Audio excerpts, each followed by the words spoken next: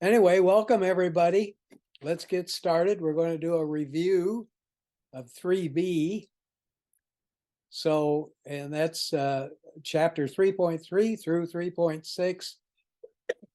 If nobody minds, I'm going to go through this very quickly. 3.3 is station control. Okay, local control.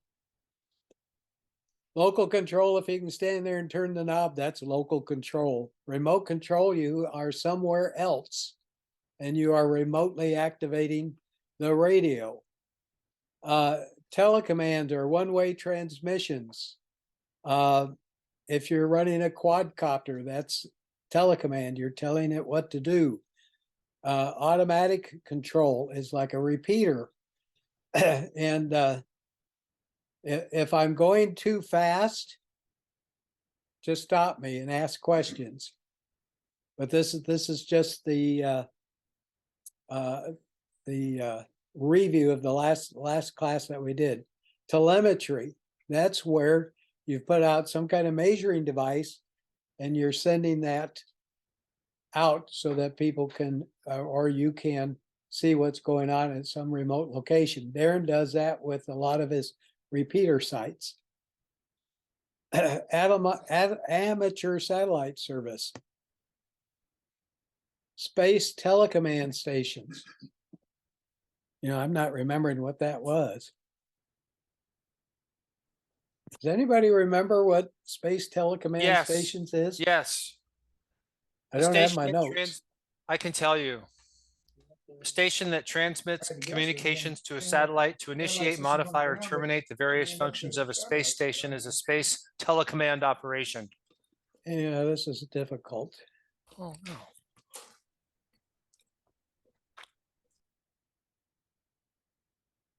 Well, folks, I apologize. Satellite licensing and frequency privileges. There are, if you're going to put a satellite up, you've got to get permission. A space telecommand operation is the various functions that, so let me start with the beginning of the sentence. Sorry, I pressed the wrong button. Well, it's just not our night tonight. No, it's really something else. Satellite licensing and frequency privileges. There are specific frequencies that are set aside for satellites. It's a pretty complex thing if you want to put up a satellite.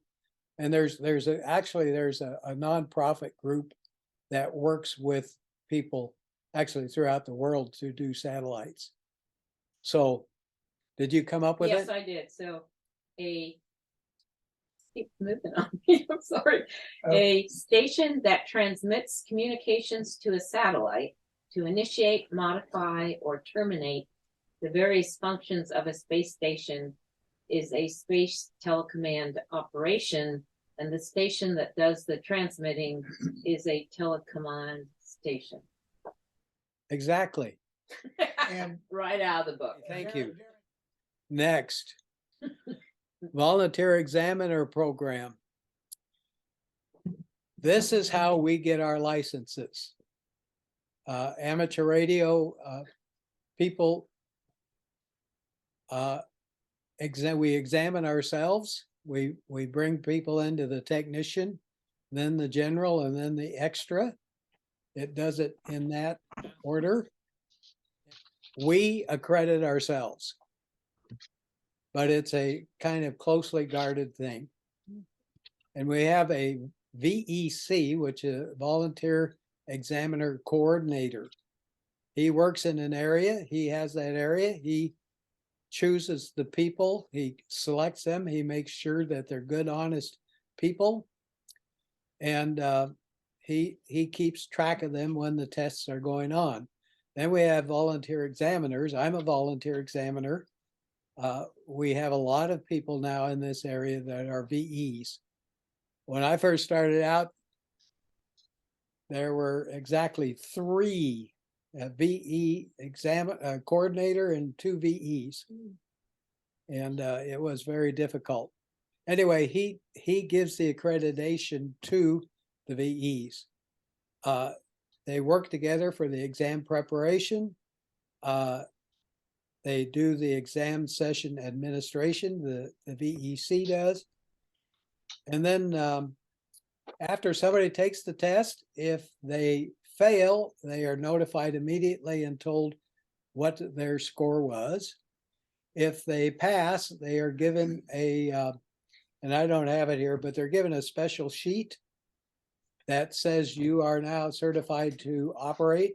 If you did not, if it's for your technician, for instance, and you do not have a call sign, then you have to wait until the FCC assigns you a call sign.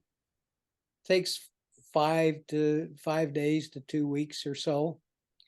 It's here, usually we did them on Saturday and by Thursday they were in, but doesn't always work. But if you have your license already and you upgrade, like from technician to general, you can say, or I'll say, this is WA7MHB, my old call sign. I forgot what does somebody know what the follower is on that? I think it's the word temporary followed by like AG if you upgraded to general. Oh, okay. Very good. Questions? Nope. Okay. Miscellaneous rules. Auxiliary stations. Somebody help me out here. I don't know how to. Oh, here. Are amateur stations other than a message forwarding system that transmit communications point to point within a system of cooperating amateur stations? You must be licensed. Limits auxiliary station transmissions to the 2-meter and shorter wavelength bands. And I don't know what excluding. Okay, external power amplifiers. I hope you guys don't mind seeing all my notes. But amateurs may build their own. And it has been my pipe dream since I was 15 years old to build some of those 1500 watt amplifiers that were in the, at that time, old handbooks. This, by the way, is the new handbook. Oh, Can't see pretty. it. On the camera, you can't see it Oh, because you're sharing the screen. well, you can see the little, Oh, Oh, yeah, no, yeah, yeah, we you're can right. see In a it. little, yeah, I'm Yeah. sorry. yeah, okay, all right. All right, there are national quiet zones, which Airport.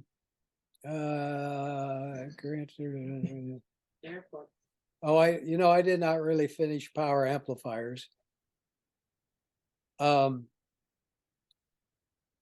People may sell power amplifiers that have been home built if they are used and had been in use. But generally, if somebody is building amplifiers commercially, they have to be certified. And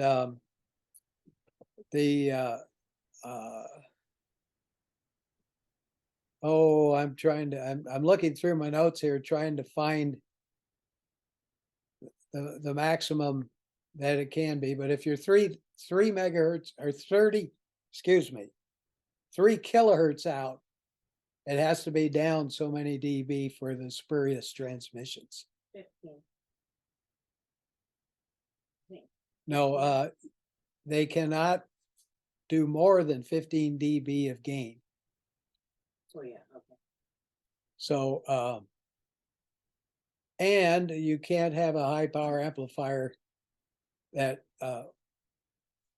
that's commercially made that will work between 26 and 28 megahertz, because that's the CB band, if you can imagine. And then there's the 70 centimeter restrictions, which applies to this map. This is the northern of the United States going coast to coast. And line A, somebody asked me last time how far line A is. I was going to try to find it, but I did not manage to do that this week. Maybe later I'll come up with it. Anyway, other miscellaneous rules. No business on the radio. This is a hobby. And if you're doing business over the radio, you're taking business away from commercial operations. So, and we discussed that in great detail last time. Are there any questions, any more questions about what kind of business you can and can't do? Silence? The spread spectrum operation. You can do that above 220 megahertz. I've not done that except with this. My cell phone. They all use the spread spectrum technique to transmit and receive. So that was invented by a lady, and somebody told us who was an actress, very famous actress during World War II. And Hedy Lamarr, that's the woman. She invented a lot of things, and unfortunately, like so many inventors, she passed away very poor. Government took her stuff and used it and didn't pay her a cent. Non-US operating agreements. Okay, we have agreements with other countries where we can go to the country and operate. And CEPT is for the European countries. IARP is for Central American, South American, some of those countries. And the ITU, which is Daron, do you know what the ITU is? International Telecommunications Union. Yeah, that part I know, but I don't know any of the rule about it. Yeah, the International Telecommunications Union. Well, they're the people who coordinate all the operations throughout the world. And there are zones. I mean, the world is divided into, I think, 3 zones. I'm not sure. But a recipient permit. And so there are some countries that you cannot talk to, and I would suggest you don't even try. North Korea is one of them.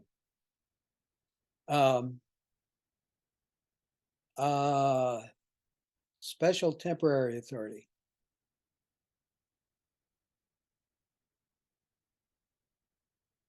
Oh, just recently, the FCC opened up the 2200 meter band at low power for people to experiment with. And certain people were allowed to do so. And the results of that is that we have that band now, but it's very limited in power. And I think it's 1 watt of effective radiated power.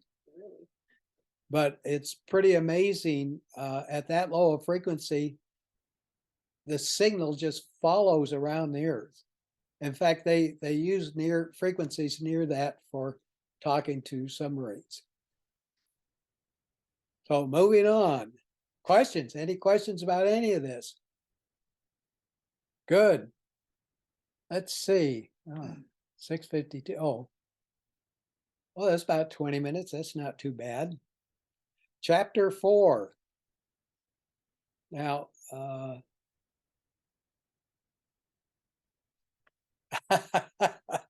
have you looked in your license manual at chapter 4? I warned you, didn't I? 2 people in this room have looked. Yeah, that's kind of scary. You're much better off, and look at my little picture. You're much better off going to this, but this is the manual is written in rather a dry form. But I'll tell you, if you read this, and then you got all these questions going on in your mind, and then you come to the class, and I try to explain it in plain English. I can't guarantee that I'll do that, but I will certainly attempt. And then you go back to this and it'll make much more sense. And if you don't get it right away, don't worry about it, because we're going to go over it and over it and over it. And by the time we get to the end of the class, you will at least have some understanding of what's going on and what people are talking about. So now somebody asked about sunspots. I forgot who that was, but there are sunspots. And I'm going to here close this and play. Now you can see the little dots across the top of the sun. Those are sunspots. And earlier I said they look like pimples. Well, that's kind of what they look like. And the more sunspots there are, the better our propagation is most of the time. Although sometimes there can be ejections from the sun that are so great, it'll totally wipe out our communications because they overpolarize the ionosphere. Now, I took this from a newsletter that comes out from ARRL. If you're a member, you can get this newsletter, and they send it out once a week. And this is about at the bottom of the newsletter. And this fella does, he talks all about the sun. By the time this class is over with, you should be able to have some understanding of what he's talking about. So I've been studying this stuff for years, and I still don't understand it. So anyway.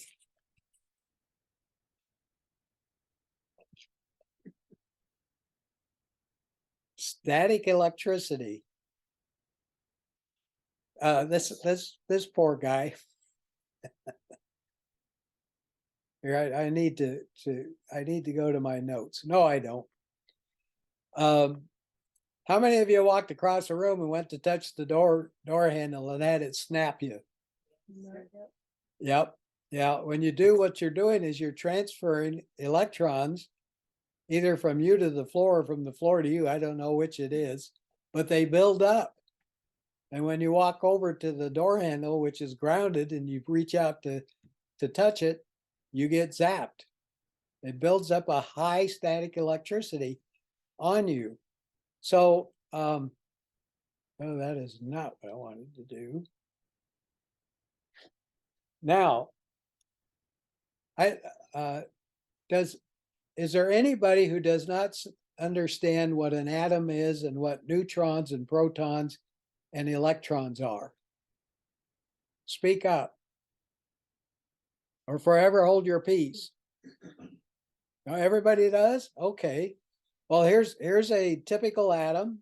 We've got protons in the middle, which are positively charged, and electrons, which are negatively charged. And to balance thing off, we got a bunch of neutrons in there to keep everything okay. So let's look at oxygen. Here's a typical oxygen with the nucleus, with the neutrons and protons in the middle. And then we've got the electrons going around the edge. Can everybody see my pointer okay? Anybody who can't? Okay, so this is a normal molecule. Now, I want to talk about the ionosphere quite a bit tonight, because later we're really going to need to understand the ionosphere to understand propagation. But oxygen is the atom that's in the upper atmosphere, and it is what becomes ionized. So I want to explain that. Now notice we've got 2 electrons here, and then we got 6 in the outer section.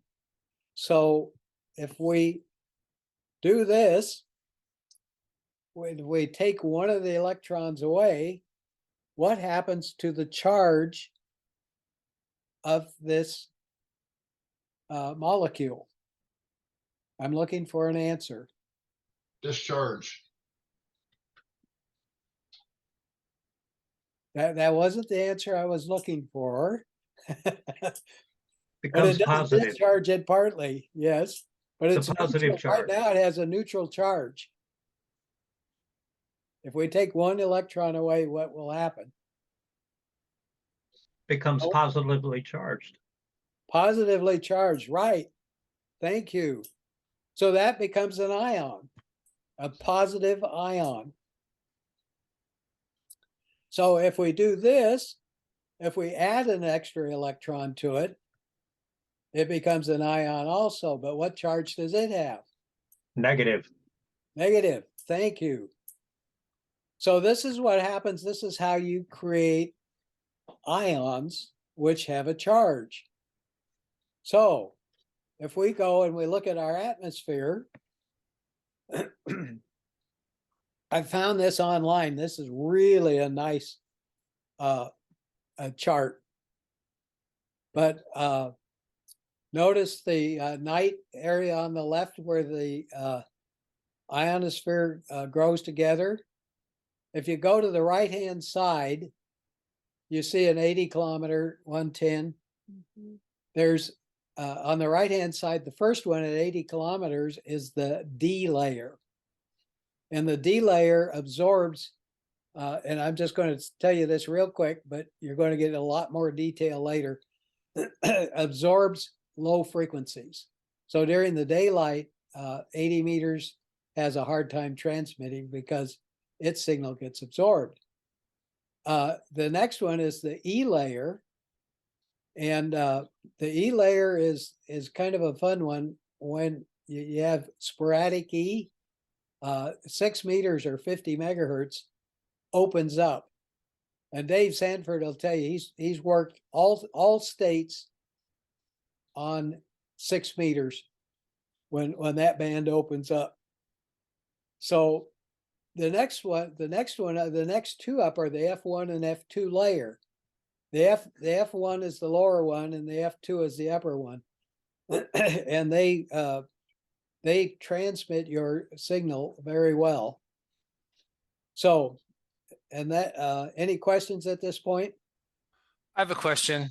Yes. When these bands open up, does it open up for everybody across the globe, or is it specific to a certain geography?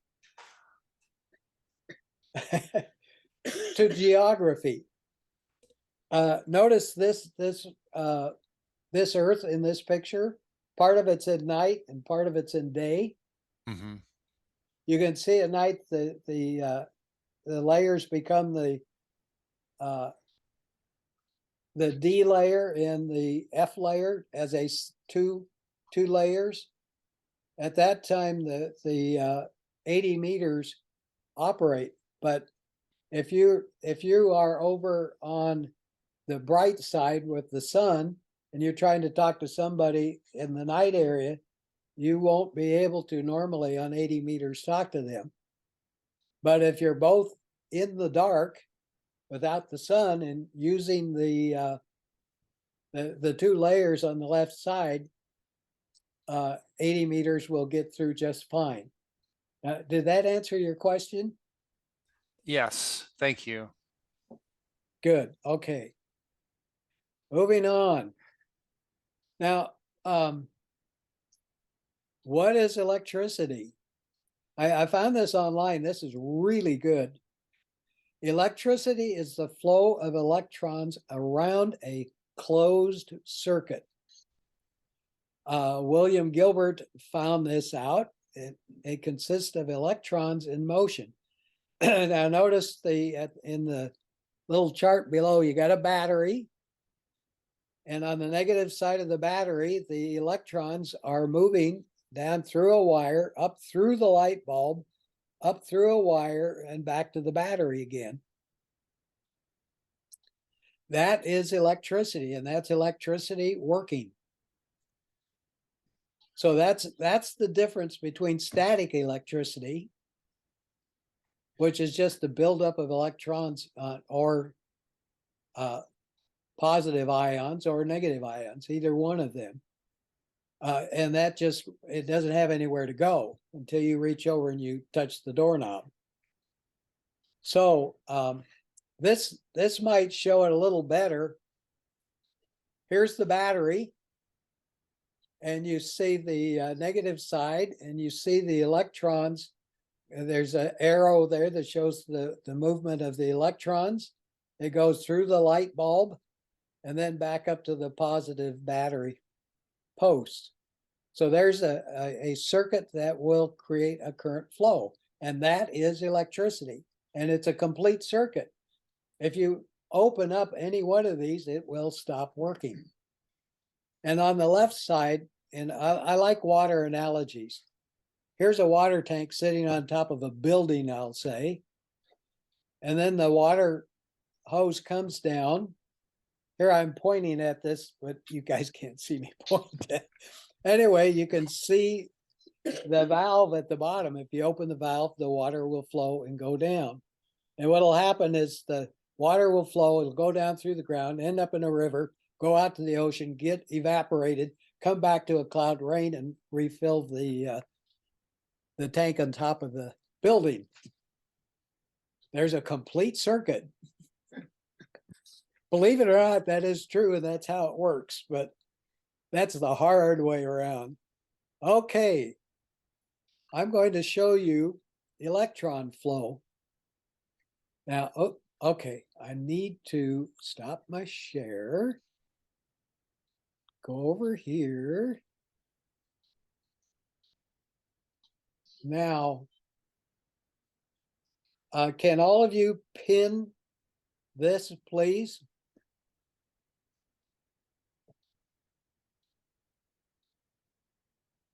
Now, do you know, yeah, ladies, can you see that all right? Yeah. Okay. Now, this is a circuit. We got a battery. By the way, that battery is in backwards. I want you to all know. I discovered later that the long light is the positive side. Okay, and then we've got a switch. We got a resistor. That's the symbol for a resistor. We come around here, we go through the wire and back over to here. So if we want to look at electron flow, here, now I'm going to take this, all these little blue beads are electrons. So I'm going to move this like this, because there's a positive over here and the negative of the electron, which is negative, wants to go to it. So it goes, and so they just continue to move. Now, will somebody tell me what I am doing and what's happening here? Anybody? Electrons are flowing. That is true. Do you see anything else going on? Less electrons on the left as you move to the right. Yeah, that's happening, but that's not what I'm trying to point out. A little space between the. We can't hear John, or I can't hear John. Oh. Yeah. I think he said something important about the electrons moving. He didn't have the right answer anyway, so it's all right. All right, Darren. Sorry, John. John? No, Rose, you're the one. Rose had the right answer. Say it again. There's a space after each electron moves over before the next one comes in. Do you see the space moving to the left? Yep. All right. Now, electron flow is very important. That's how most of us think about electricity. But later on in the course, we're going to be talking about hole flow. Of course we are. And that's what's happening is the hole keeps going to the left. And this is this is really funny because the person who figured out what positive and negative was, who called it out the first time, who's the guy with the kite in a thunderstorm and the Benjamin Franklin. Benjamin Franklin. He called it, and he called it backwards. Backwards flow. If we weren't so entrenched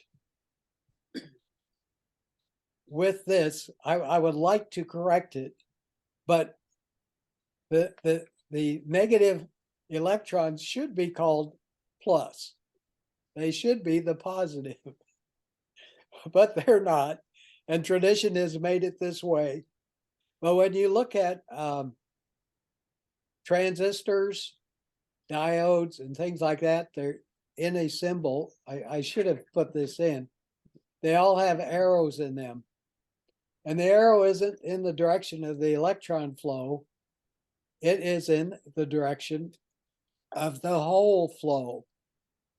And if any of you have read this book, it discusses this. It's got one nice long paragraph that tells about hole flow. And that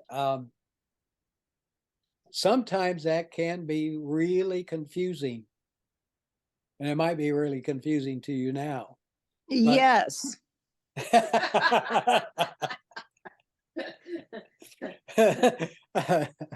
Well, Emphatically. well, as we go through the course, we're mostly going to be talking about electron flow. And when we had tubes, it was real easy because that's the cathode of the tube. And I want to talk a bunch of jargon right now.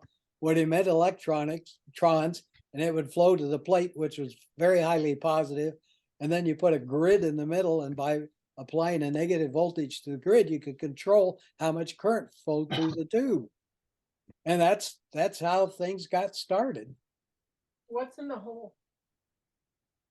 Nothing. Oh, it's positive, moving that way. It's positive moving in the opposite direction of the hole. Right. Right. Anyway, moving on. I think I'm moving on. Let's see. Oh, Here, Nicholas. Back up. all right. And we're now, wait a minute, where did, Isn't there a simple answer about why the space projects the bead? I mean, the electron? let me, thank you for that question. The question is, well, repeat the question, please. Well, the space looks like it's doing nothing, but clearly it's propelling the electron forward. The way you're describing it. Yeah, actually what's happening is this is negative. When you go like that, this spot becomes positive. The timing factor. So the next one moves, and this becomes positive, and it attracts this electron, which comes over. This becomes positive. Oh, the It attracts- positivity is attracting the negative, okay. Yes, And it's not strong enough to attract more than one bead at a time, essentially. whatever those things are. Actually, relative to the actual speed of current, this that's occurring is happening very slow. And the current is going through the wire through, I won't even try to explain it now, but physicists have it all figured out. Anyway, any other questions? I That want seemed very everybody to cheer. straightforward. Pardon? That seemed very straightforward. Oh, good. Thank you. Yeah. Yeah, I need compliments on this. I work very hard making this. Yeah. So is there a minimal, is there a maximum number of those electrons that you can have in a circuit? No, You can have as many as you want, actually, as many as you need. the law is if you're talking about current, which is, this is current as it's flowing. Uh-huh. There, if you have 1 amp for 1 second, a coulomb of electrons have flowed. Yeah, I read that, but what does that mean? Well, Those are it's just almost, words. it's almost impossible to understand, but it's some number times 10 to the 19th power. But what is it measuring? I mean, it's measuring, That's how, I mean, there are trillions and trillions of electrons flowing. so it's a rate of flow, is that what it's measuring? Yes, that would be current. Okay. So, and What was that? Go ahead. What was that other C word that I do vaguely remember? Coulomb or something like that? That's exactly the word, coulomb. Yeah, It's what's a that? measurement of quantity, and it's how many electrons pass a specific spot in 1 second. And so if you have a coulomb, which is a specific quantity, it's something like 2.31. I just made that up, times 10 to the 19th. Do you know what 10 squared is? 10 to the second power is 100. 10 to the third power is 1,000. 10 to the sixth power is 1,000,000. 10 to the ninth power is 1,000,000,000,000. This is 10 to the 19th power. Whoa. We can't even conceive of the number of electrons. So, We're sorry. and that's only 1 amp. I mean, our houses, most of our houses have 200 amp panels in them. And so you could conceivably, that's a lot of electrons flowing. Joe, So you're gonna need more beads. I most certainly am. That was my demo of electron flow. And what kind of flow? Somebody? Electron flow and Whole flow. hole flow. Oh, I've got a good student here. I can make a joke, but Okay, now we're going to talk. We've already started talking about this, but we're going to talk about resistors and Ohm's law. And I'm just going to touch on it tonight, because basically Ohm's law is I equals E over R. Mhm. That's, by the way, that's the only way I know it. There are all kinds of ways of learning that. But every time I use it and I need to know what R is, I have to use algebra to figure out how to get to R. Most people have the little chart, and I don't have it tonight. Here, I'm gonna go back to this. This light bulb here is like having a resistor. Here's a battery with voltage, and we know this to be 1.5 volts. This is a 1.5 volt light bulb. That's like a resistor. So current flows through the resistor, lighting the light bulb, and comes back. If you have a resistor, it just produces heat. And that's what resistors do. They produce heat, but hopefully not enough heat to burn up. So because they do that, and I'm going to go back over here. These are big resistors.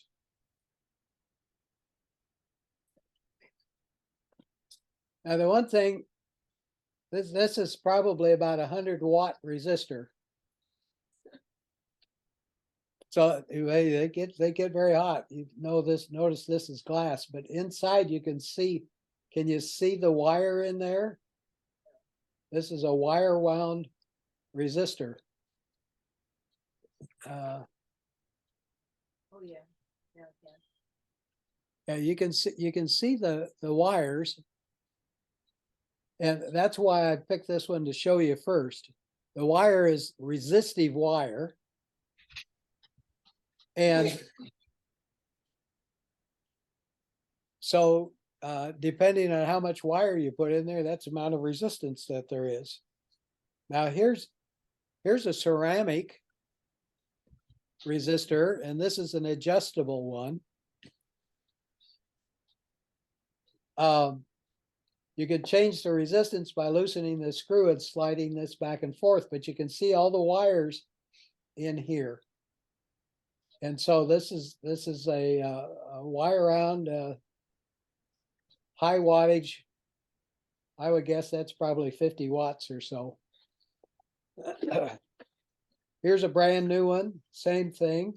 This is ohmite, one of my favorite old resistor styles. I've started you with the big ones.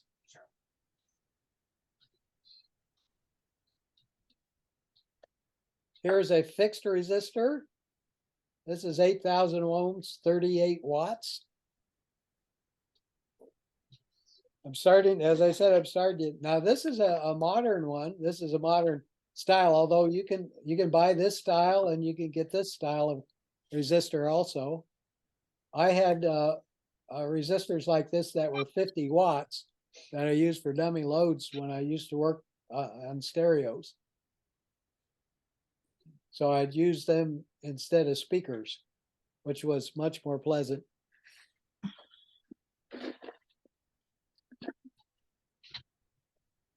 Now, just I'm going to show you some more of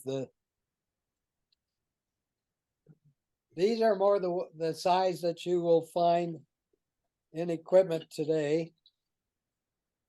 If you need a power resistor.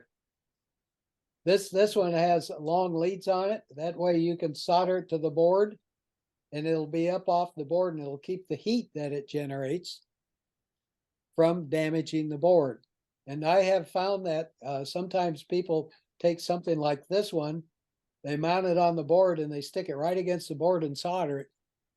And then this thing, I mean, this is a 10-watt resistor. Imagine 10 watts being against the board and running all the time. And it burns up the boards. So anyway, those are power resistors.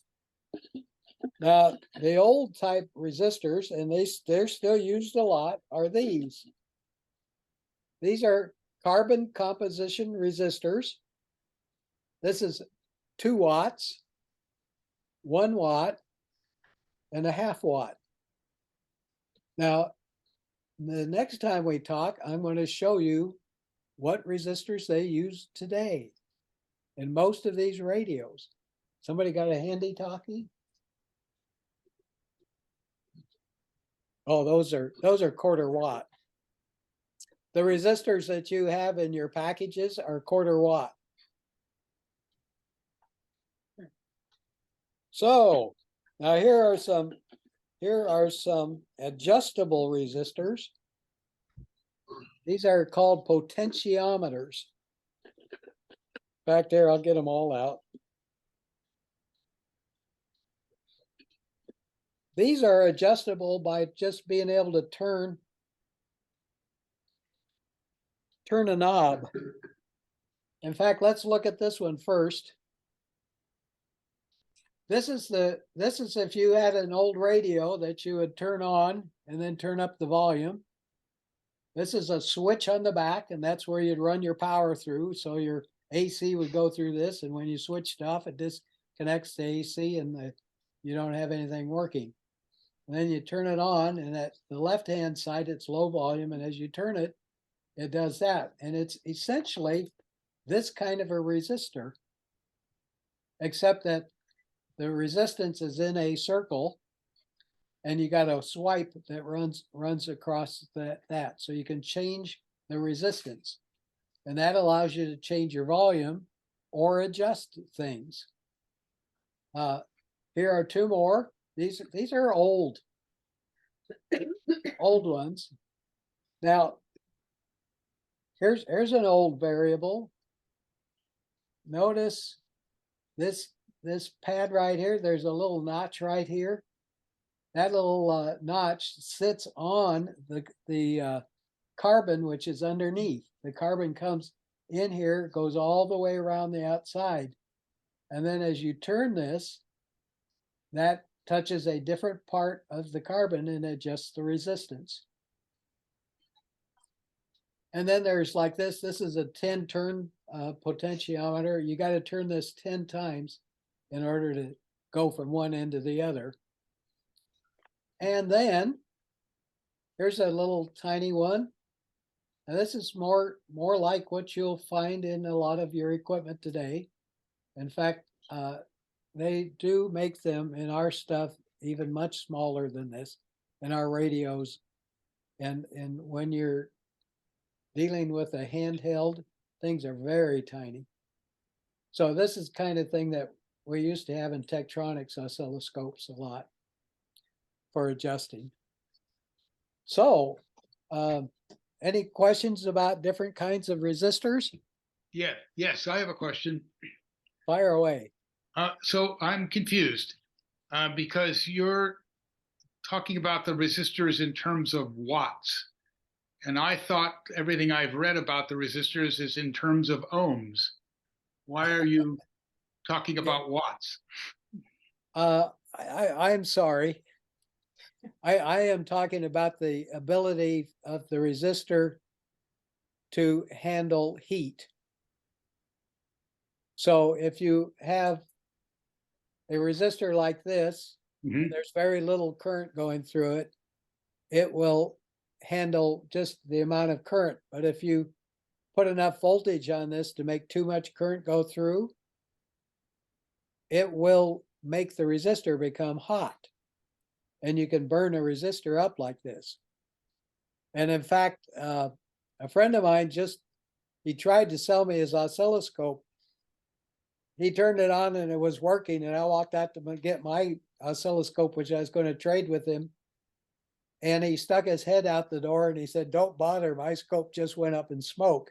And that's exactly what happened. Something shorted and it put too much current through the resistors and they burned up. So yes, resistors are in ohms. That is the resistance. Resistance is ohms, power is watts. Voltage times current gives you the watts. So if you put 5 volts across this, it will draw milliamps. If you put 500 volts across it, it'll draw a lot more current and it'll burn up this resistor. Am I making sense? Yes. No, another question? I think I lost you. Yeah. Yeah, I saw the wire and I'm like, I just remember resistors and capacitors, and resistors stop it and capacitors enable it, sort of loosely speaking. Well, then when I saw the wire, I'm like, that looks like a conduit. And then you started talking about heat. I'm like, they're using heat to deter, I don't get the sole purpose of the heat is to resist the current. That's got me, no. No, that's not correct. I'm sorry. The heat is the byproduct of the process. We're not trying to get heat out of this. When we introduce resistance, the output of that is a lower voltage or lower current, and by doing that, we generate heat. Heat's generally our enemy for almost all of these things. Not what we're after, except in some very rare situations. So it's the byproduct of resisting voltage and current as we generate some heat. How much heat depends on how much voltage and current goes through that device. So where is this, if the whole purpose of a resistor is to resist the current, is it rerouting it, or what's it? No, it It's just not makes it into rerouting. heat. Just makes it into heat and we dissipate it that way. Huh. You can think of it in the water. If you can think of it in the water aspect of a garden hose or something, and you squeeze that garden hose down to limit the voltage and current, just as you would limit the flow in a garden hose, that produces friction, and your hand is going to get warm after a while because you are producing heat in that process of limiting the water going through that hose. It's the same thing with Nice. electricity. Anytime we do this with electricity, anytime we use a resistor, which drops voltage and limits current, we are going to produce some heat in that process. Okay, good analogy. That was good. Metaphor, I guess. Excellent. Thank Thank you, you. Daron. It's break time, folks. Let's take 10 minutes. He's muted too. Okay, Daron, we're ready for you. That's what you think. But is he ready for us? Yeah, I don't know. Okay, Joe, can I have just a couple minutes on resistors just for the practical part before we do the circuit board? Oh yeah, you go for it. As you Okay. can see, I was not as well prepared as I'd like to have been. No, that's an awesome display. I just want to follow up on that a little bit. Joe showed whoa, here we go. This is a 10 turn or 20 turn pot. I don't know which one that is, a potentiometer.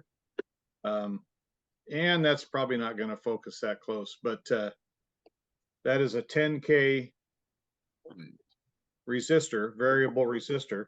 So just to be clear about this, we know that the resistor symbol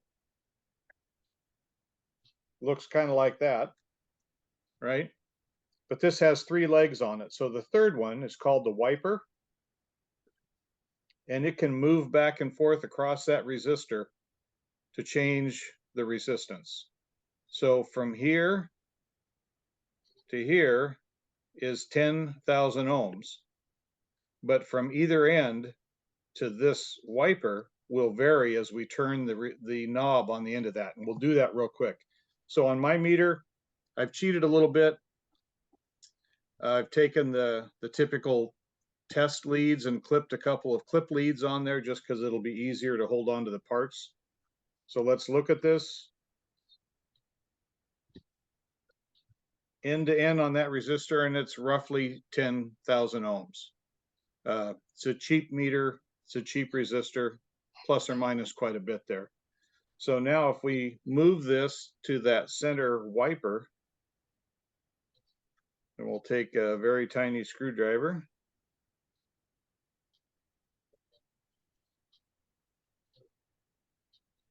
And you can see as we move that wiper, we change the resistance value that we have. So if we decide that we want to set whatever this is at 8,000 ohms, we can just turn this and dial it right up to whatever we want. So that's a variable resistor or a potentiometer, as Joe was saying. And those number of turns make it very easy to dial in exactly what you want. Show it from the end terminals. From the So end they can see terminal. the 10K, or did you do that already? The 10K? I think you can maybe see the 10K there. No, I meant with your meter. Oh, sorry. Yeah, we did that. Oh, you did that. All right. Well, We'll do it again here real quick. So roughly 10K, yeah, 10,000 ohms. yeah, that's probably 5%. Right. So let's get another one here. This is one of the smaller, much harder to adjust because you only have one turn from one end to the other with this. This also is 10K, so we can check that. 10K is 10,000. So there we have roughly 10,000 ohms. Yeah, that's 10%. And then, well, this meter may be the other 5, Joe. I should have brought a better meter in. Oh, But I didn't want to accurate enough. didn't want to bring the fluke in. And so now we can turn the dial and adjust that voltage or that resistance that we want to have. But if you're trying to adjust something very precisely, this is very tough to do. So you'd want one of those 10-turn pots. And Joe, you were going to show chip or surface mount resistors also? Not tonight. Okay. I don't have any sitting around here, but just for reference, we're using 1/2 watt resistors. These are 1/8 watt resistors. Just for a little size comparison there. And they will go up in smoke very quickly if you try to use too much current through them. They'll just self-destruct. All right, so we want to build Joe's very straightforward power supply with this 5-volt regulator, the 7805. And Joe, did everybody get those little, you sent out the little sheet with that? I think most of the people got them, but Okay, so we know, well, I'll have to, let me dig here for a second, sorry.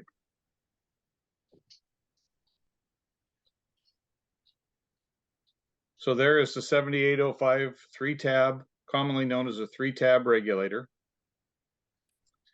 And pin 1 is the input, pin 2 is ground, pin 3 is the output. So if that makes sense, you should have it facing forward in your breadboard like this. And if you're,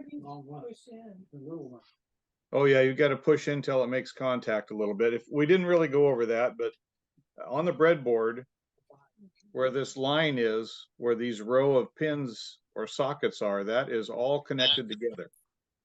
So if you step, and you're going to want to probably pin me so that you keep the image if you haven't already. If you stick something in this hole and something down here at the other end, they will make contact. Everything you put in that row will make contact with itself, with each other. So while you're getting your regulator lined up there, these will get hot. If they're doing their job, this will get hot to touch. If it's regulating much current. This is an example of a heat sink that can be bolted on there. oh, Just a little aluminum fins that would bolt through the tab there, and that would dissipate a bunch of heat so that your component doesn't blow up because it gets too warm.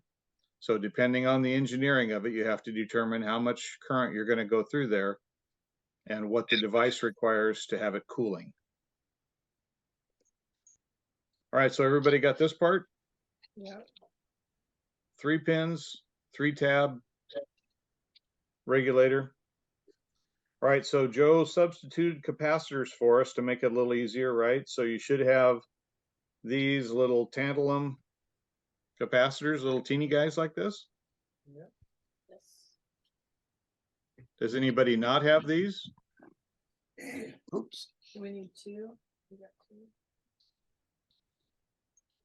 They're the Okay, little yellow ones that were, Yeah. This is sounds the like one. you have those.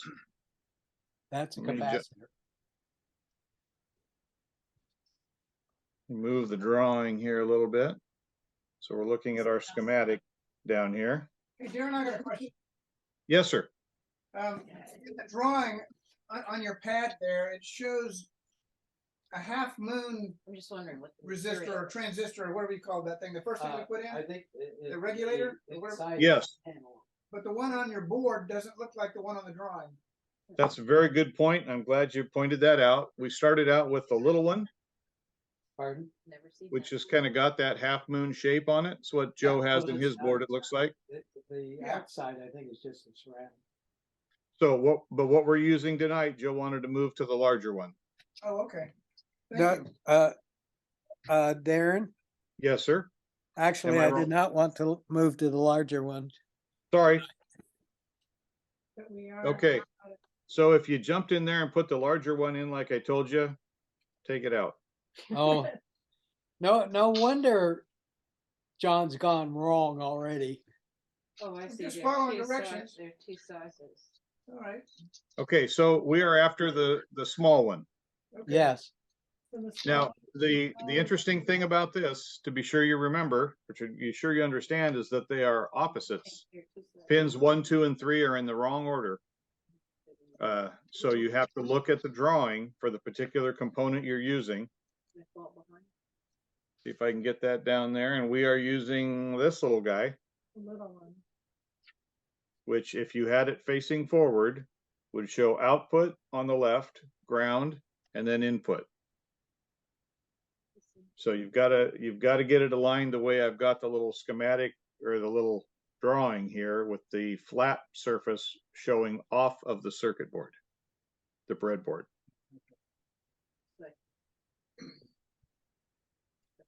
We okay with that? Hold on. okay, hold on, we've got somebody here that's, And there's a flat side is the back. yeah, Goes away. and it goes away from you. And then you manage to get those 3 pins in the 1, 2, 3. Yes. Oh, did I, Yeah, Say, just- Joe, I've got mine yes, I did not get the small power supply it, or a diagram. So John, you can use the bigger one. Okay. You just have to orient it correctly, Uh-huh. which is with the writing facing towards you on the board. Okay. Doesn't go in its. Like you had it before. Yes, in Okay. that orientation. I'm good. All right, the same component, different current handling capability, different pin out. So it'll be just fine. Okay. All right, so we've got the 3-tab regulator in there. We're going to use our little tantalum capacitors. So the first pin is the input. Middle pin is the ground. So we know that we need one across the input and the ground. That's what it shows in our schematic. It's a little off the screen now, sorry. Does it matter which size you use? These, not on these capacitors. These are not electrically polarized in a manner that makes a difference. well, she was talking about the physical size. Oh, sorry. Yeah, actually, the bigger one goes on the input. But it does not, honestly, it's not critical in this application. The two I have are different sizes. Is that what you're telling me? Yeah, Oh, So it goes all right. in the first 2 holes on the second. First 2 holes or just skip? Yeah. Input and ground. yeah, proper, if you, oh, you don't have it on your schematic, but the larger capacitor goes on the input. First 2 holes and then the second. Okay, well, let me just do it that way so it makes sense. Changing this mine now. Folks, these capacitors and what they're doing in this circuit, it's not critical. What's not critical? Which capacitors in which place. Oh. It'll That- work. It'll work for our purposes. It goes in the one at the holes next to each other, 1 and 2. Yeah, the big one goes between 1 and 2, and the little one goes between 2 and 3. So we should have our 3-tab regulator, the big capacitor, and then the small capacitor. Yeah, Yes, it's not going in. These are the little bit.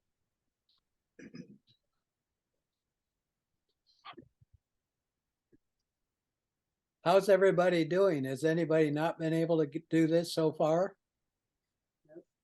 Well, am I muted? No, you're No. not fine. Okay, so I also did not get the sheet, nor did I get, well, so I'm using the bigger one, Okay, and I don't know if it's pointed in the correct direction. The little thing the only thing that is sticking out is on top. okay, so let me put the big one in here. It So the should little look like- notch, oh, the notch should be at the bottom. Okay, never mind. So the writing on it should be facing you. Okay. And then these, are these capacitors? Is that what you said? The little yellow ones, yes. Yeah. Okay, so those go directly beneath it as far left and under it? The first And one then- goes between pins 1 and 2. Let me take that off so maybe it's easier to see. So the first one goes over to the left in row 1 and row 2. Horizontally. Yes, across 1 and 2. Okay, and then the next one is, Then the next one goes from 2 to 3. These will be using that on a later date. okay, thank you. All right, so that is really it for the voltage regulator circuit. So we can put 9 volts in and come out with 5 volts on the other side. Joe, did you do resistors and LEDs? I'm sorry, in reference to what? Are we adding a resistor and LED or no?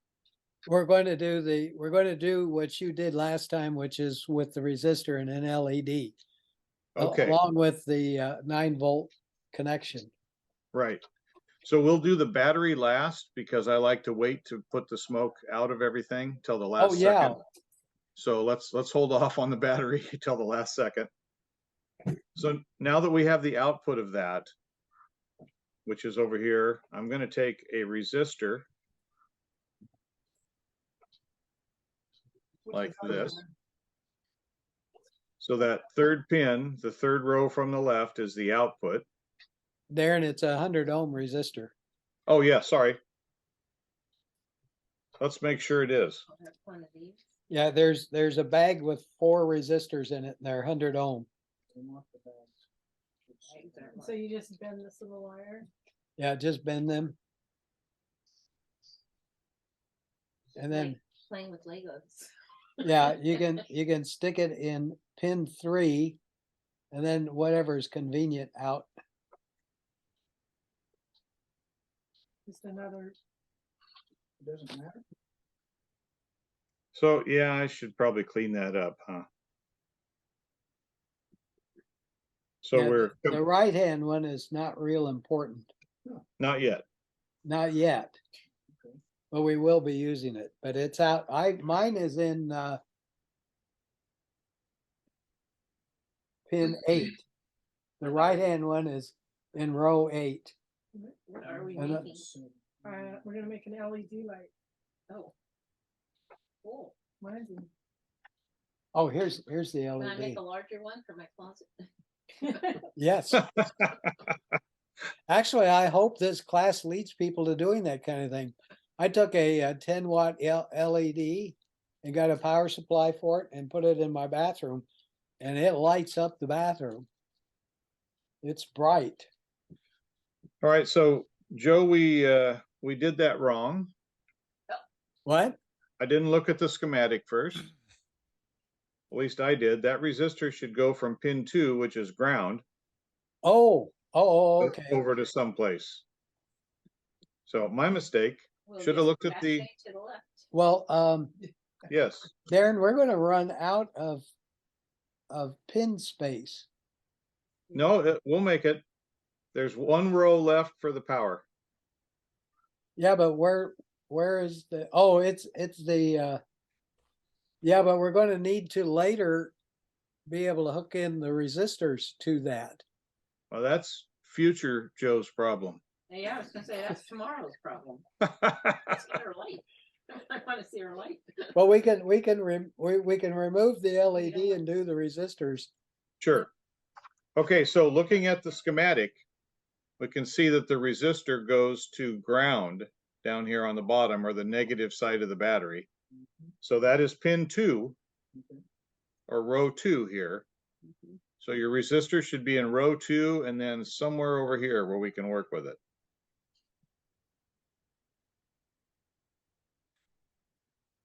And we may have to change that. We'll see. Oh, it has to be in the same row though, right? Well, it needs to be, The 2 pins need to be in the same row. The legs. yeah. legs, the two legs. No, Kitty corner. No, you can go You to can a put different it- row. Okay. It's so you can put it anywhere convenient.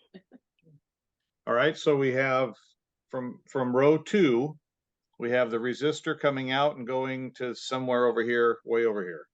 Yeah, I happen to be an 8, but it looks like you're a 9.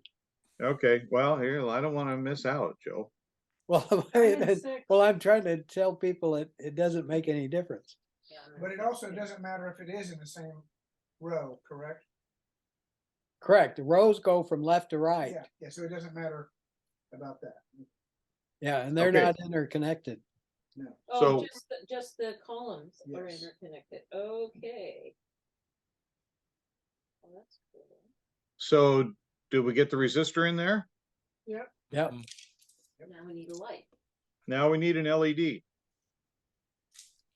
Okay. And you should notice that one leg of that LED is longer than the other. We Yes. do. Okay, the long one is the positive side, I believe. You know, honestly, I don't know. I guess we'll try it out and find out. Well, you'll know in a split second. So what we're going to do is take the positive side and put it in row 3, which is the output of that device. Yeah. And then the negative side, the shorter lead, will go to whatever row that resistor is in. Whatever row the resistors in. No, in column. Sorry, Oh, whatever column. My You apologies. mean the right leg of the resistor has to have the negative of the LED. That is correct. If you look at the schematic, this is the negative bus down here, the ground. This is the positive side. Okay, so you're gonna connect the output, if you can, 'cause these are narrow. Is You're that gonna put it number in the 3? output row. The first Column one- th- positive Column one- 3 is the output of that device. That goes to the long lead of the LED. And then the short lead of the LED comes over and hooks to the resistor. Yeah, but they just need to be in the same column. Yes. Oh, not the same hole, just the same column. Right. Correct. Yeah, you don't want to put 2 things in one hole. Oh, okay. Oops, all right, so that's the mistake I made. So it's gonna be in the output, right? Darren, show them again how the columns work on the, No, number 3. Right here, all 5 watch, pins, ladies. all 5 sockets are hooked together in each one of these columns. So all 5 holes are hooked together. So anything you put in the number 1 spot will be connected to everything else you have in the other 4 spots. How far down do you have to push these wires inside this thing? 2.1 millimeters. You gotta be- Not 1.9? 1.9 will probably do it, David. You should feel a little resistance maybe as it pushes in there, but it's maybe a quarter of an inch or something. Because this And these this little LED things light that isn't come quite up. as gymnastic as should- the other ones were. No, they're typically a stamped square lead as opposed to a If drawn they are in round different lead, so columns, they should they not- don't go in there as easy. They're- Okay. they're not touching. That's the problem that I have. All right, so are we close? Yeah. Yeah. Yes. Now we All need right, our so battery. Oh, yeah. you- The- that's it. Oh, somewhere I have, there we go. So you should have a little clip lead assembly. Yes. Yeah. And you want to make sure that since it's stranded wire, that these are kind of twisted together so they'll push down in there. We probably should solder and tin them, but we're not going to due to the time and stuff. But make sure they're twisted together so that we can jam those in a hole. Into the same hole? Now, no, one, the positive one is going to be the input, which is column 1. So our 9 volts is going to go into column 1 to that voltage regulator. And the ground is going to go in column 2, which you should only have one more hole available. Yeah, but I'm out of rows. Me too. I only have 5 rows and this is the 6th element. You should have the center pin of the device, one capacitor, another capacitor, and a resistor. That's 4. The 5th one should be the black lead. The LED is in. Oh, well, can- where's you can the put them- LED? These two. right? Now, the LED should be in column 3, the output of this voltage regulator. Yeah, So this is the positive. The positive goes in the input. yeah, row 1. Okay. And the negative goes in the output. No, not the output. It goes into the ground, which Oh, is into number the 2. ground. Yeah, okay. And then, Gotcha. and then you can connect the battery, or should I wait? I would wait on the battery, but let's hook the leads up. And the proper thing to do, and I rarely do that, anything proper, but is to just put a meter on that input Oh, yeah. battery Use our meter. terminal. And what we're doing is making sure that it's not shorted. Oh, look, mine's If we put see, I have 2 mega ohms is the setting on my meter right now. So where our battery is going to go, the resistance is 1.7 mega ohms. That's a lot of resistance. If I had miswired this circuit and shorted something out, it would probably be down 10 ohms or 20 ohms, which would mean as soon as we put the battery in, it's going to burn up. Oh, okay. So we're just checking the circuit to make sure that we wired it correctly and we don't have a direct short. Okay, I don't know how to use this. So- Hey, Darren, can I ask just one point of clarification? Yes, sir. What row is the LED supposed to be on? The long lead of the LED should be on column 3. Row 5. Row 5? The No, 3. Row 3, that's what I. Row okay. 3? Column Well, 3, isn't it column column 3? 3. Column 3. Yeah, I'm sorry, column 3. The vertical ones are columns. We're looking at it that way. Yes. So column 3, F3.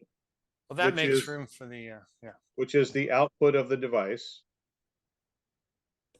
So that should be our 5 volts. And then our 5 volts is going to go through the LED, through the resistor to drop it down to 3 volts to ground. Okay, it looks like it. So are we close, you think? Yeah, but we have to measure. I got the columns you're talking about, but the row, the LED should be on which row again? Not the column, but the row. It doesn't matter on the row Oh, it doesn't matter. because it's got 2 places to attach the LED. Column 3, anywhere in column 3. Okay. And the other end of the LED hooks to wherever you put the resistor. Doesn't matter what Okay. column you chose. So Okay, then, copy that. what do I do? You put the black one in the column. Do I have to take something? Oh, off? yeah, you gotta pull it, these caps. Oh, they come off. Oh, I see. Okay, there had to be a way. Go ahead. and stuff them in there. And then this one there? So we close? I think so. Okay. Well, I'm gonna we're getting. go ahead and Something else. let the smoke out of mine real quick here. And you turn to the. Oh, look, no smoke. Mine works. No smoke. I just got an LED. How cool is that? Touch these two terminals. Nice, Don. One like No. this. No. Oh, how do you, ohms? 16 million ohms.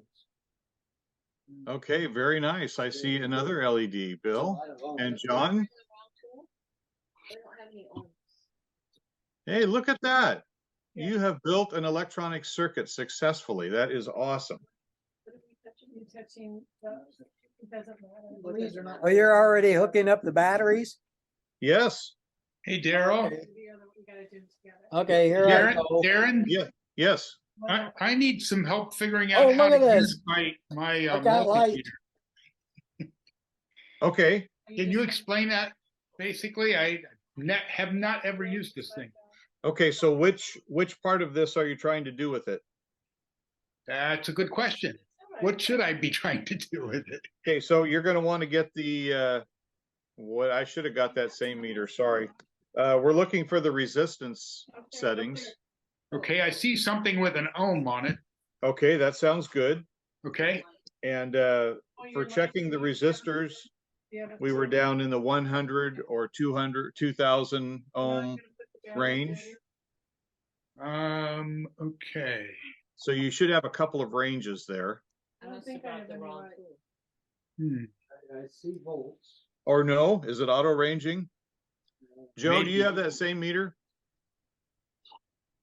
Which one? Okay, yeah, so the ohm is auto ranging. I don't know the answer to that. Okay, it appears that it is. Which, So you which set it meter on, are we talking about? It's this Astro AI. Oh, yes. Ohms, Okay. ohms is auto ranging.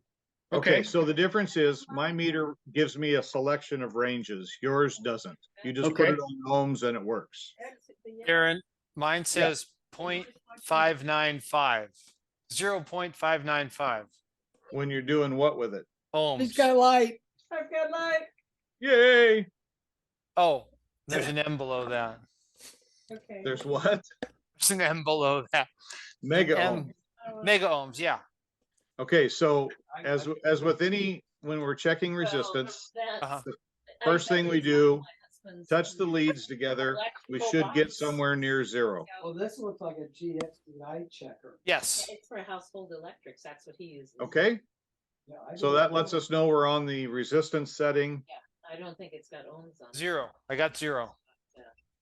All right, so I'm gonna unplug my battery For interest. and then I'm gonna check my circuit here again. Well, you know, electricians, they turn the power off, so. So I show about 1.5 mega ohms Not the right tool. There's plenty of others. into our circuit Have to go try. with no okay, so- battery, Yeah. just testing right into the battery connector. And I've got 1.295. Okay, so that's not a direct short, so we're good to go ahead and hook our battery up. It's just a quick Okay. test. Makes it draw more than 3 milliamps. And it should pop in GFCI. I get 16.26. Amelia, When you're you notice it, see Million. the ohms? Yeah. And when you did that, an M shows up right here. 16.45. Oh. Yeah. 16.52 million. That's good. So did everybody get a light? Did we get to that part? Yeah. Got it? Yeah, I don't have a VOM, but I've got my. Okay.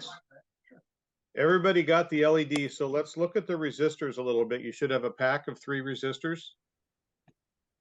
3 100 ohm resistors. Yes. Is that right, Joe? Yep. Okay, Well, so, originally there were 4. oh, okay. There's 3 left. Oh, you used one. I got you. Sorry. So, interesting little thing about the meter. Your body conducts electricity. So if I just touch the 2 leads to my fingers, I'm showing 2 mega ohms. Oh, I gotta do that. The reason I tell you that, The smoke starts going up. the reason I tell you that is you don't want to measure resistors like this, Oh, with your Where fingers on it? where your fingers are touching the circuit, because that can affect the value. Mine's 4.4 million. Well, Wow. mine's 11.9. I've got more resistance. That's what your wife said. Oh, Joe, we knew that. Okay, so let's see if we can just check a couple of these 100 ohm resistors that we have. I'm going to hold on to one side, but I'm not going to touch my fingers to the other side. I'll just touch the lead on there. And I should get somewhere around 100 ohms, and I got 98.1 or so. So who's doing?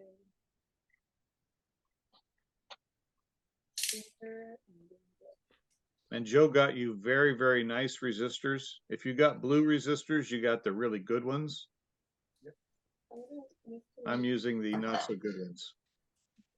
My first one is 100.6 ohms. I often do my resistors just by laying them on a table and smashing down the leads. Sure, however you want to do it, so you're not touching both sides. Yeah, but your technique of holding on to one side and touching the other is good too.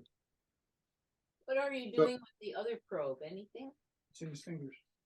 It's in between his thumb and his. Yeah, I'm just holding So it you have down. to use both, right? You have to put Yes, yeah, you gotta touch. one both. on one probe side. On one side. and Oh, the- sorry, there we go. Let me get it in the frame. Oh, yeah.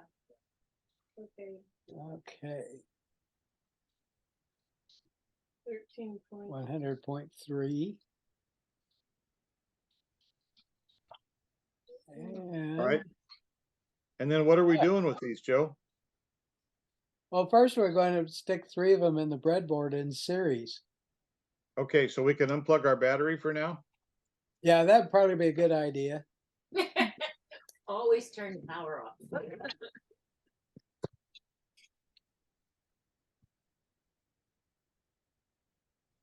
All right, so we'll just find some place on the bottom here Yeah, where it's easy, and we'll put, or you're gonna have to I- put 3 in series. well, I'm gonna do it one at a time, if that's all right. Yes. Are we using the 100s? Yes. Yeah. 3 And 100s, in series means in the same row, correct. and their input ground, is that? No, It does not matter at this point. so what I have is the 100 ohm resistor down in the bottom row between 2 columns. Okay, So you can see I have about 100 ohms on my meter, which is what we'd expect, right? yeah. Now I'm going to add another resistor in parallel with it in the same columns. Darren, Yes, sir. do series first. Oh. Did you tell me we were doing series Yes, today? yes. Okay. Like 30 seconds ago. You're Was I doing another listening? 100? Are you going to do it to the right? Yeah, sorry. Let me start over here. My mistake. I thought No, we no, were doing that's all right. You can start with the middle. Let's just add one more resistor on the right. Yeah, do they? Oh, he touch? did. He had to do it on the left, of course. So What? They should be touching, right? Uh, In one row at least, they should, in one column, they should be touching. Correct. Yes. Yeah, you want one, So you want both resistors in. left to right. I mean, left. I left. I always go right left to on the right. left on Yes, So we can like Darren did it. try here. the- Okay. Right here, we have 100 ohms, right? That's our first resistor that we're measuring.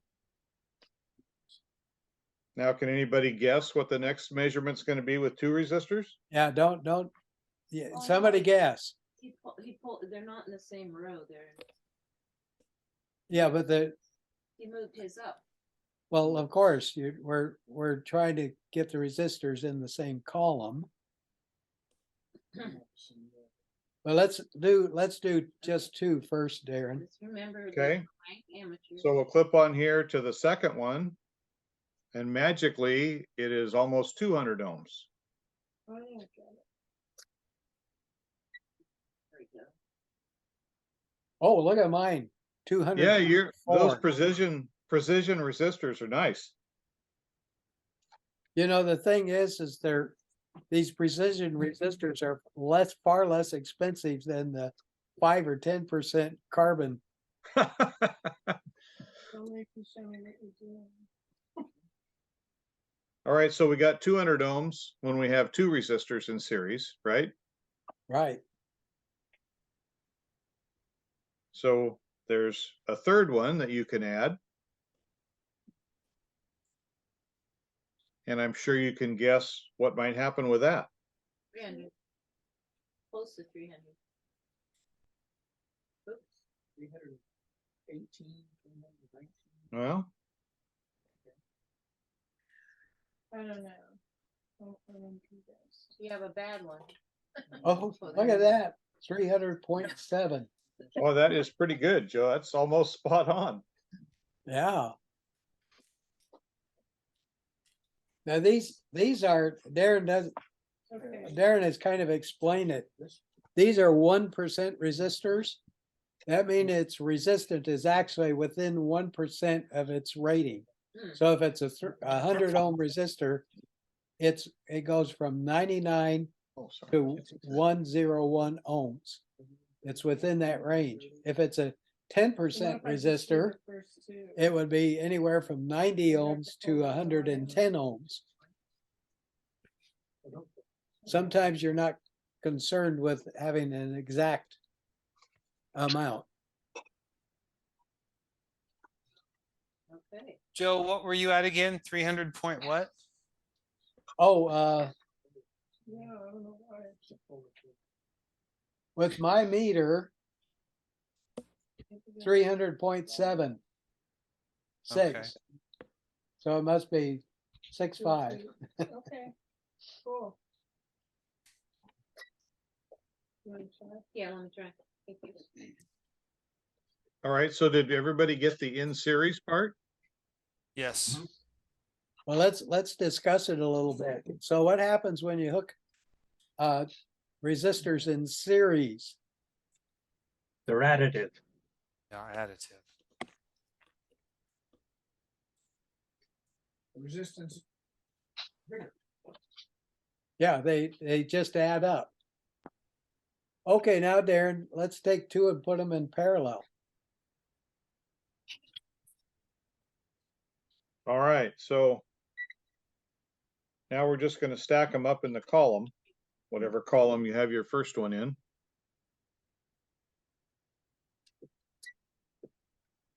Okay, folks, we're going to do two resistors,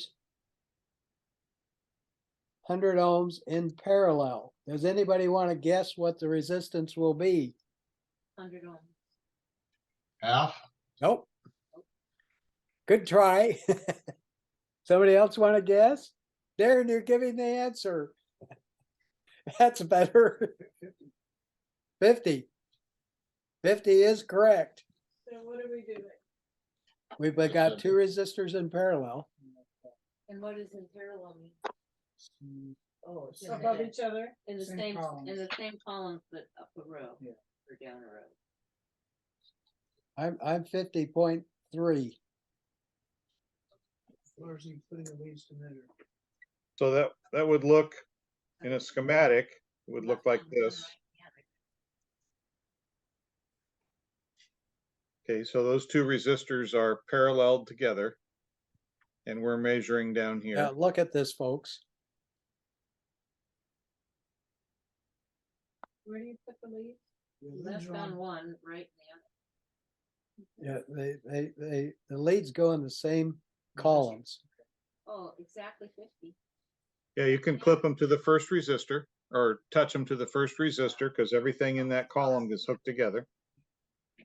Doesn't matter which, just left on one, right.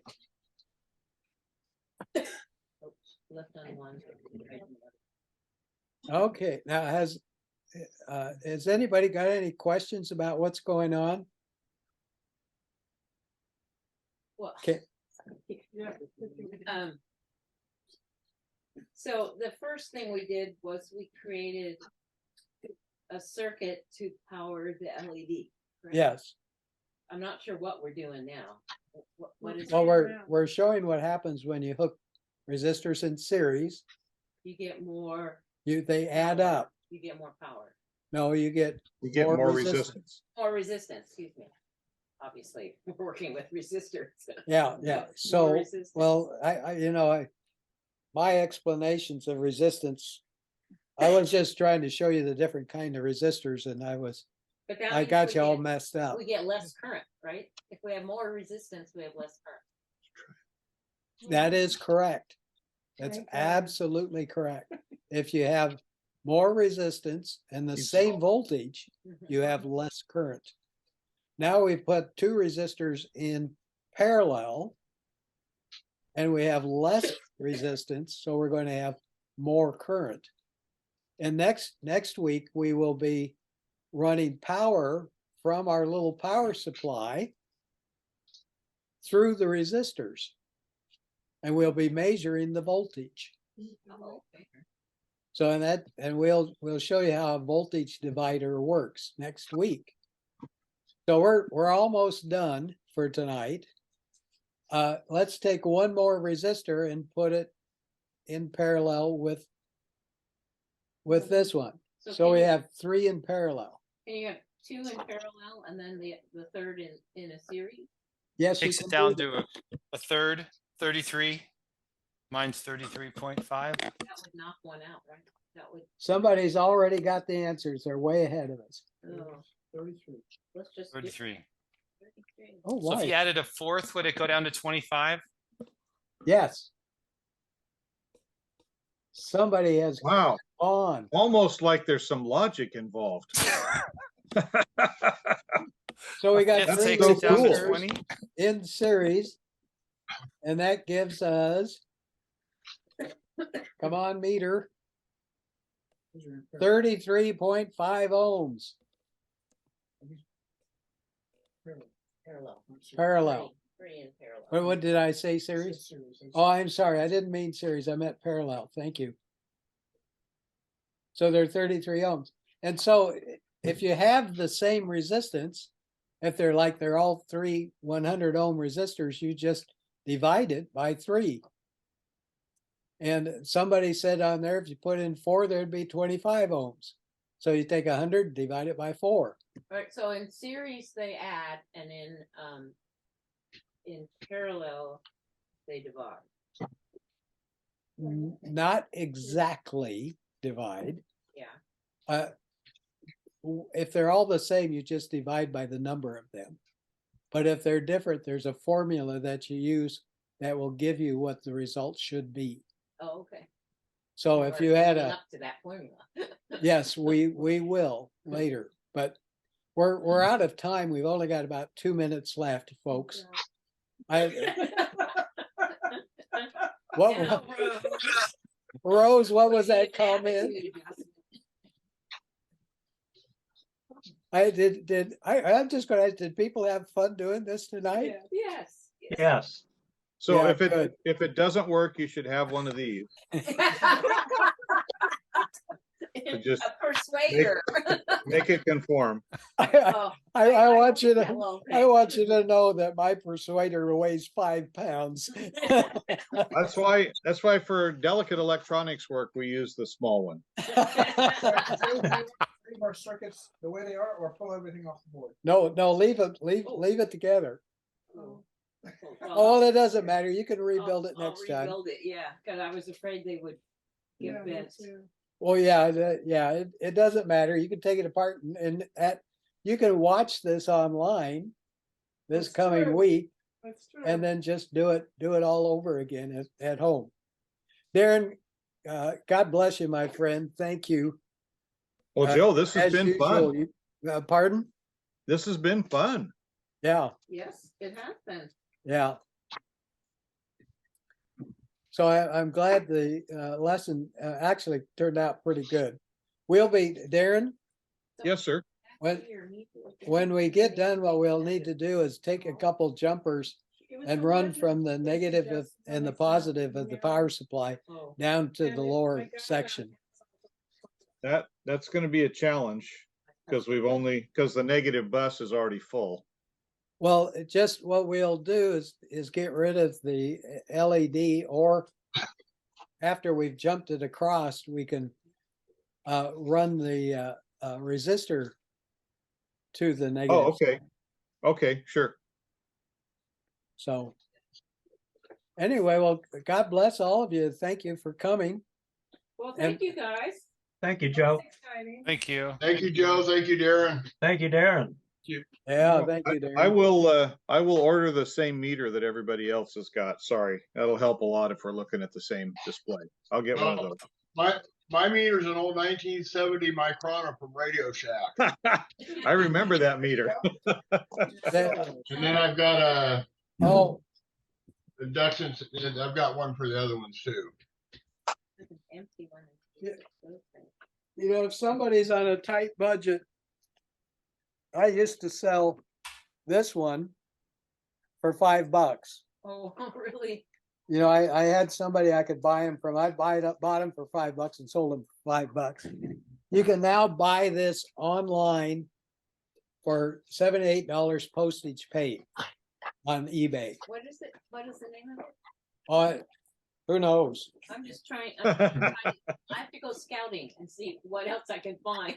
Well, if you go back through my emails, Yeah, I have this listed with a link. okay. I have all those. But I would recommend you go with something like this. Because later we're going to be hooking capacitors in series and parallel. And you want something that'll measure capacitance. Yeah. Make sure it's off. Oh, those are fun because those are the traffic cops of radio. Love capacitors. And I don't know, Darren, I don't know what we're going to do with inductors yet. Those are also the traffic cops. Yeah, they're going to be harder to measure. I don't know that we can. But one thing I liked about the meter you were using, Darren, is it had clips on it. Mine doesn't have clips. Oh, I was just cheating. Just a set of clip Alligator leads. clips. Yeah, just alligator clip leads. I was clipped onto the push pin part of the meter. I see. Everybody should have some of these. If you've used them for much, you'll find out they don't handle much current. So you wouldn't want to try to hook up your mobile radio. But yeah, having a few of these clip leads, if you go to CPAC or Rick Rial or any of the ham fairs, there's usually somebody selling these. But yeah, that makes it a lot easier. You don't have to hold it on there the whole time while you're checking something. Okay. I think I got all of these at Recreal last year. There you go. Yeah, I usually just buy a couple of bundles whenever I see them, but Who's going to Rick Rial? Joe is. I am. Oh, good. We'll see you there. I'm going, Joe. Good. We have 2 tables at Rick Oh, Rial. we've got 3. Oh, well, who's we?